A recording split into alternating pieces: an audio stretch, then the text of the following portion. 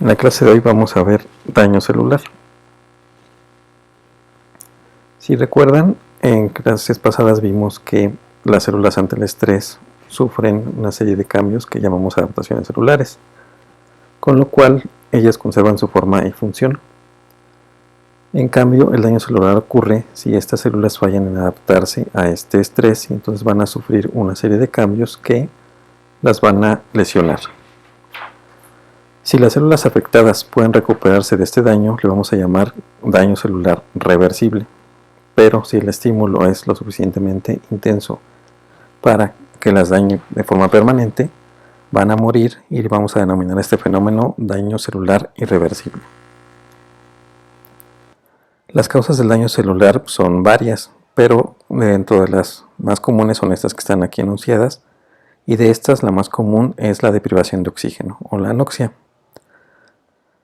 Además de la anoxia podemos tener agentes físicos, químicos, infecciosos, el propio sistema inmunitario, defectos genéticos y alteraciones nutricionales.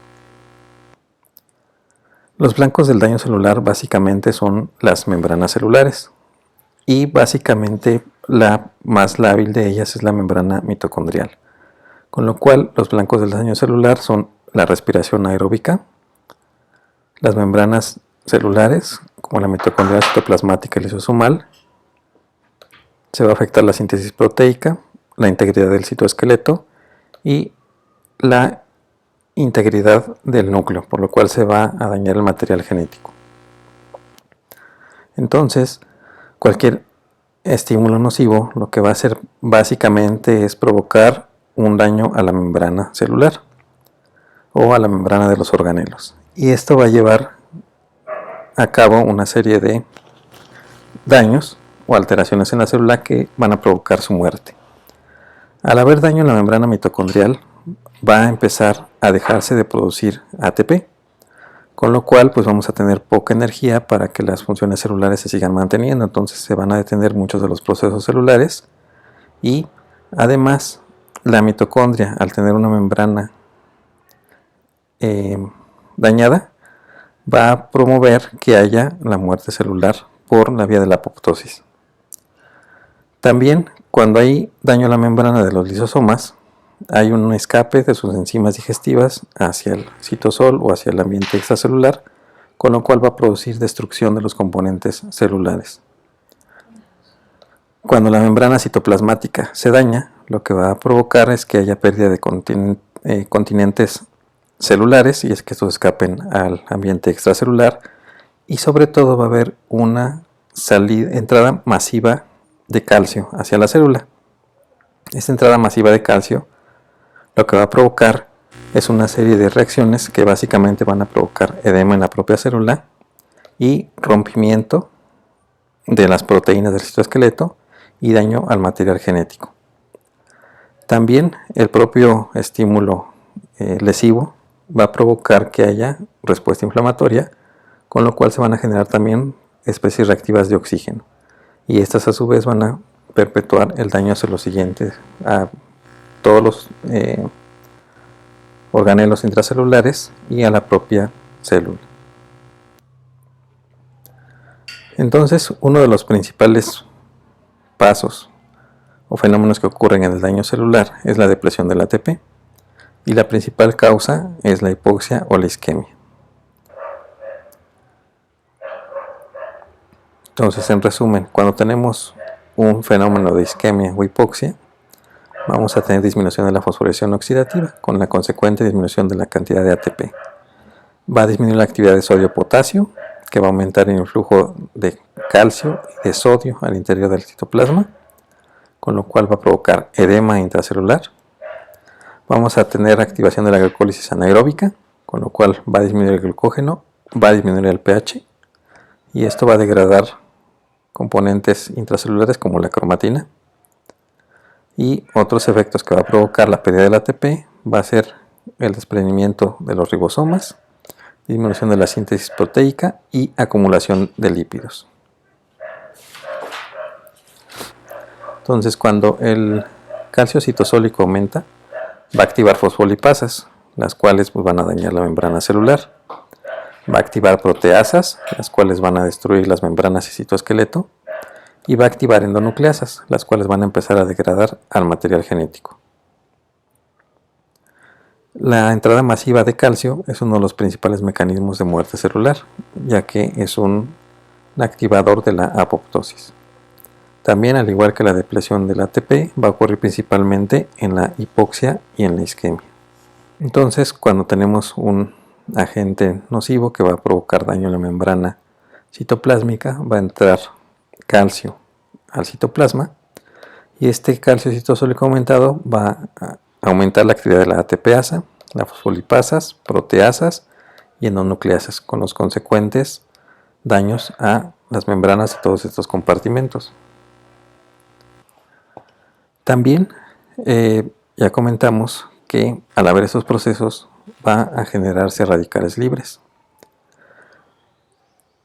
que normalmente se van a producir en la respiración celular.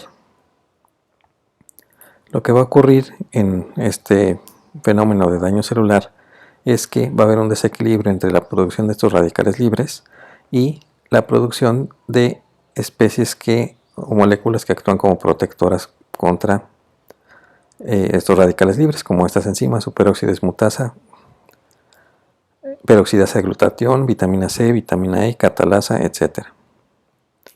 Entonces va a haber un desequilibrio a favor de la producción de las especies reactivas de oxígeno, las cuales van a reaccionar con las proteínas, con los lípidos, carbohidratos o ácidos nucleicos, y los van a dañar.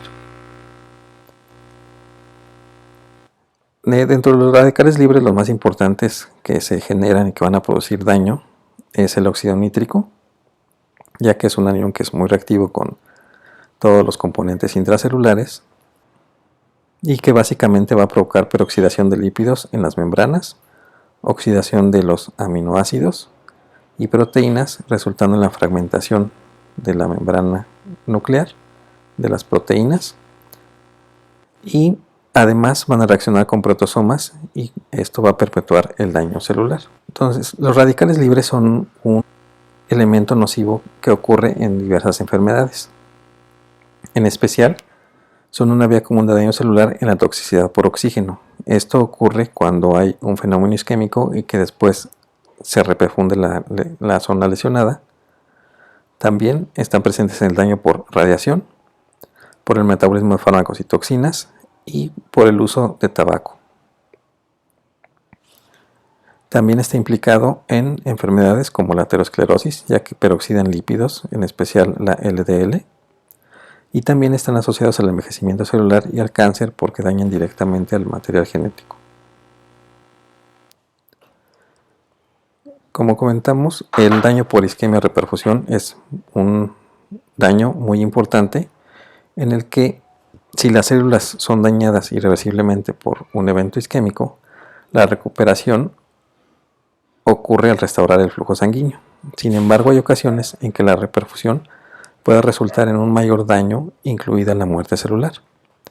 Esto es porque durante la isquemia se producen productos que no se metabolizan y que producen radicales libres de oxígeno, o la reintroducción de oxígeno en una zona con isquemia va a producir mayor cantidad de radicales libres. También estos radicales libres van a dañar directamente la mitocondria.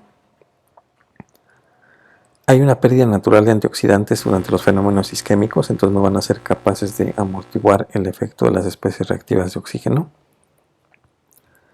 Va a aumentar el flujo de calcio citosólico y van a provocar el reclutamiento y activación de leucocitos. El daño por isquemia reperfusión es particularmente importante en los fenómenos isquémicos en el corazón y en el cerebro. Bueno, ¿cuáles son los cambios morfológicos que hay en el daño celular? Los daños morfológicos los vamos a caracterizar dependiendo de si el daño es reversible o si es irreversible. En este caso vamos a tratar nada más los datos anatómicos que ocurren en los órganos que tienen daño celular reversible. Los datos morfológicos que indican que una célula tiene daño celular reversible es el edema celular y la formación de vacuolas intracitoplásmicas, lo cual se puede denominar degeneración o cambio hidrópico. Este es el principal y a veces único signo histológico de daño celular agudo.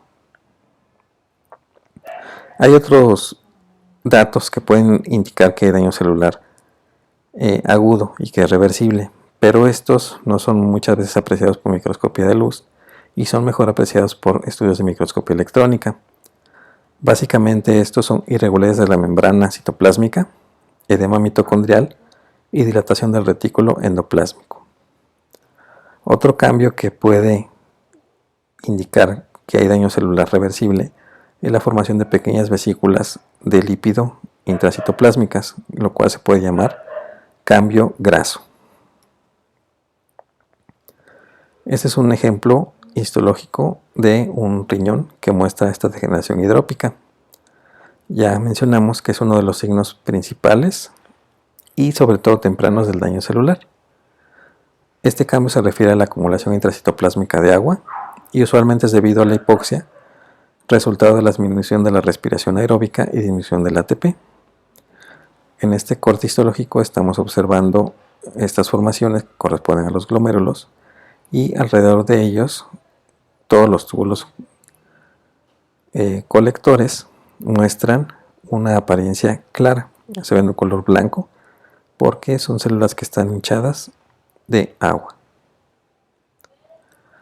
Este es un corte histológico de hígado en el cual pueden ver los hepatocitos y podemos comparar hepatocitos de forma y tamaño más o menos normal como estos que se ven aquí, comparado con estos que tienen un aumento importante de su citoplasma, y ese citoplasma es claro porque está ocupado por agua.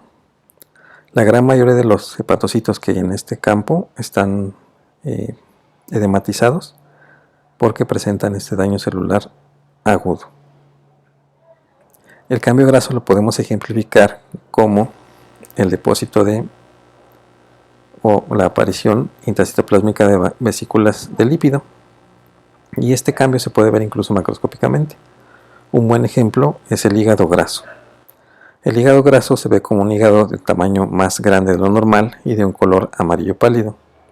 El color normal de un hígado es un color café, semeja mucho al color del ladrillo. Y en este caso, como pueden ver, es un hígado que tiene un color amarillo. Si pudiéramos palparlo también va a tener una consistencia más esponjosa y blanda de lo habitual. Histológicamente, un hígado con cambio graso lo que va a presentar es que los hepatocitos que la conforman van a tener una vacuola única citoplásmica de gran tamaño, la cual va a ocupar la mayoría del citoplasma. Entonces se ven como unas vacuolas claras en la hematoxilina y eosina. La causa más común de aparición de estas vesículas en el hígado es el alcoholismo, pero puede observarse en muchas otras patologías, entre ellas la desnutrición, sobre todo la proteico-energética en países desarrollados. La diabetes mellitus, la obesidad, la malabsorción y el embarazo también son causas de acumulación de lípido en el hígado. El lípido se acumula porque la célula tiene una alteración en transporte de lipoproteínas. Entonces esto provoca que no puedan ser exportadas al citoplasma y se quedan acumuladas en el mismo. El alcohol lo que hace es que interfiere con la función mitocondrial y microsomal, y esto provoca que no haya un adecuado empaquetamiento de estos ácidos grasos y no se puedan exportar. Entonces se van a quedar acumulados en la célula. El daño celular puede ser crónico, y esto va a ocurrir cuando es un daño que es reversible, que no es letal y que va a ser acumulado. Entonces lo que va a provocar es que va a haber cambios subcelulares. Algunos pueden ser identificados histológicamente o incluso macroscópicamente en ciertas condiciones patológicas. Ejemplos son los cambios mitocondriales que causan aumento en su número.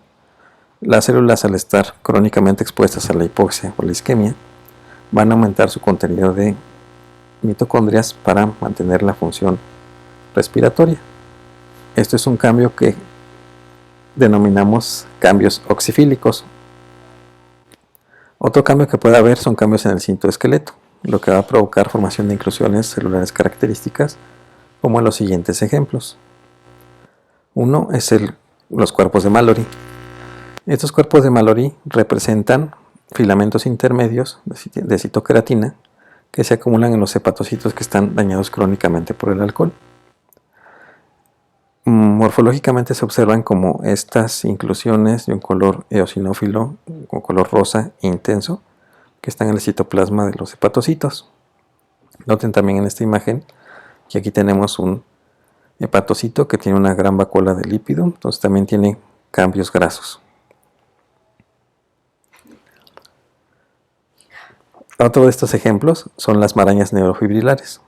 La maraña neurofibrilar es un acúmulo de filamentos citoesqueléticos que se van a agrupar en marañas alargadas y que son característicos de la mayoría de las demencias, en especial de la enfermedad de Alzheimer. Entonces se ve como una inclusión citoplásmica lineal, también de un color eosinófilo intenso. Otro ejemplo son los cuerpos de Lewy. Los cuerpos de Lewy son inclusiones intracitoplásmicas que son de un color también rosa o eosinófilo y que característicamente son de una forma concéntrica y alrededor tienen un halo de color claro.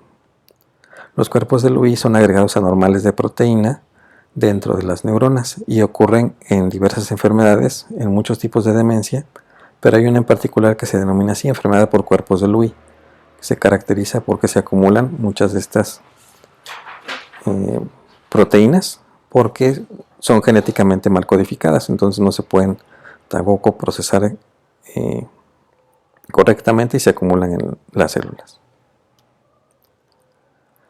Por último, la morfología del daño celular, que es irreversible. Los cambios morfológicos de las células que tienen daño celular irreversible es la llamada necrosis, es decir, son una muerte celular. Entonces son cambios que se van a producir por la digestión enzimática de los elementos celulares, por desnaturalización de sus proteínas y por autólisis de la célula. Lo que vamos a ver son cambios tanto en el citoplasma como en el núcleo. En el citoplasma vamos a ver un aumento en su eosinofilia porque se van a degradar todos los componentes citoplásmicos y van a formar una masa eosinófila amorfa. Y en los núcleos vamos a tener fases de rompimiento del mismo, que vamos a denominar pignosis, cariolisis y cariorrexis. Sin embargo, las características morfológicas del daño celular irreversible o necrosis lo vamos a comentar en el siguiente video.